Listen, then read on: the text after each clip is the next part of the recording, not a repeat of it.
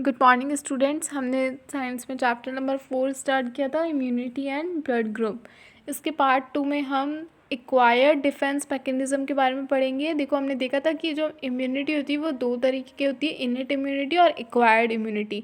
इनके लिए अलग अलग मैकेनिज्म होता है। इनेट इम्यूनिटी का इनेट डिफेंस मैकेनिज्म और एक्वायर्ड का एक्वायर्ड डिफेंस मैकेनिज्म, यानी ये बॉडी को डिफेंस करने का काम करती है। और किस तरीके से करती है उसके बारे में पढ़ा था। इनेट के अंदर 4 मेथड थे। फिजिकल बैरियर लगाना, यानी सीलिया, फ्लैजिला, ऐसी स्ट्रक्चर्स के थ्रू केमिकल बैरियर में बॉडी में जो केमिकल सिक्रीशंस होते हैं, एसिड सिक्रीशन होता है वो। सेलुलर बैरियर के अंदर जो सेल्स बैरियर बन जाती है पैथोजन के लिए। और फोर्थ हो गया था फीवर और इन्फ्लेमेशन। अब हम बी पढ़ रहे हैं, एक्वायर्ड डिफेंस मैकेनिज्म। इसको हम एडेप्टिव इम्यूनिटी भी कहते हैं या स्पेसिफिक इम्यूनिटी भी कहते हैं।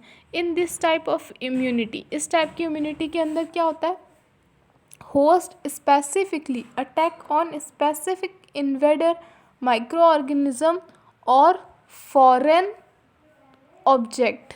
ठीक है, इसके अंदर स्पेसिफिक होती है, यानी जो भी पैथोजन आया, जो भी वायरस आया, उसके अकॉर्डिंग उसके लिए जो सेल है वो अटैक करती है। यानी एक स्पेसिफिक सेल होती है, स्पेसिफिक एंटीबॉडी बनती है उस माइक्रो ऑर्गेनिज्म के अगेंस्ट, उस पैथोजन के अगेंस्ट, और वो उनके साथ फाइट करने का काम करती है। अब इसके अंदर स्पेशल बन रही है एंटीबॉडी, इसलिए इसको स्पेसिफिक इम्यूनिटी कहते हैं। ठीक है, देखिए आगे कोई भी फॉरेन ऑब्जेक्ट के ऊपर ये कह रहा है कि एंटीबॉडीज़ बनती है बॉडी के अंदर, उसको इम्यूनिटी प्रोवाइड करती है और फिर बाहर से आने वाले एंटीजन के साथ में रिएक्शन करके उसको डिस्ट्रॉय करने का काम करती है। Antibodies are synthesize in this immunity. इस टाइप की इम्यूनिटी में एंटीबॉडी सिंथेसाइज होती है, यानी फॉर्म होती है। Antibodies so produce react specifically with the antigen. जो भी एंटीबॉडीज़ के अंदर बनी है इस टाइप की इम्यूनिटी में, वो स्पेसिफिकली एंटीजन के साथ में रिएक्ट करती है, जो भी एंटीजन आया है उससे रिएक्ट करती है। These reaction stimulate the cell mediated immunity. ये जो रिएक्शंस होती है ये सेल मीडिएटेड इम्यूनिटी को स्टिमुलेट करती है, बढ़ाती है। As a result of this antigen is eliminated from the body. और फिर क्या होता है, एंटीजन बॉडी से एलिमिनेट हो जाता है। स्पेसिफिक इम्यूनिटी दो तरीके की होती है, एक होती है एक्टिव, एक होती है पैसिव। ठीक है, एक्टिव इम्यूनिटी कब होगी, immunity in which body itself synthesize antibodies against antigen. Immunity जिसके अंदर, ऐसी इम्यूनिटी जिसके अंदर बॉडी अपने आप ही एंटीबॉडी को फॉर्म कर ले एंटीजन के अकॉर्डिंग, उसको हम एक्टिव इम्यूनिटी कहते हैं। This immunity work for that particular antigen against which antibodies are synthesize. ये जो इम्यूनिटी है ये उस पर्टिकुलर एंटीजन के अगेंस्ट, उसके अगेंस्ट में वर्क करेगी जिसके लिए ये एंटीबॉडी बनी है। ठीक है, अब देखो पैसिव इम्यूनिटी।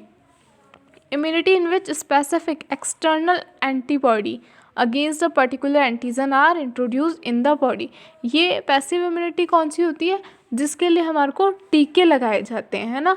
जो वो टीके लगाए जाते हैं वो असल में क्या किया जाता है, पैसिव इम्यूनिटी दी जाती है बॉडी को, ताकि अगर जिस चीज़ का हमारे को टीका लगा है वो वाली बॉडी के अंदर डिजीज़ आ भी जाए तो पैसिव इम्यूनिटी की वजह से वो उससे फाइट कर लेगी, हमारी बॉडी के अंदर एंटीबॉडी फॉर्म हो जाएगी उस पर्टिकुलर डिजीज़ के एंटीजन से फाइट करने के लिए। और ये हमेशा बॉडी के बाहर से दी जाती है।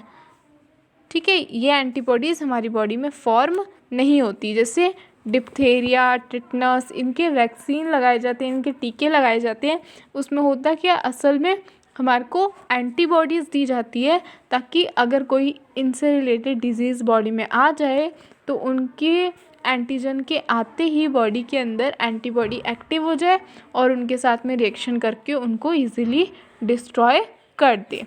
नेक्स्ट में हम पढ़ेंगे एंटीजन एंड एंटीबॉडी के बारे में, कि एंटीजन क्या होते हैं और एंटीबॉडी क्या होती है। Thank you.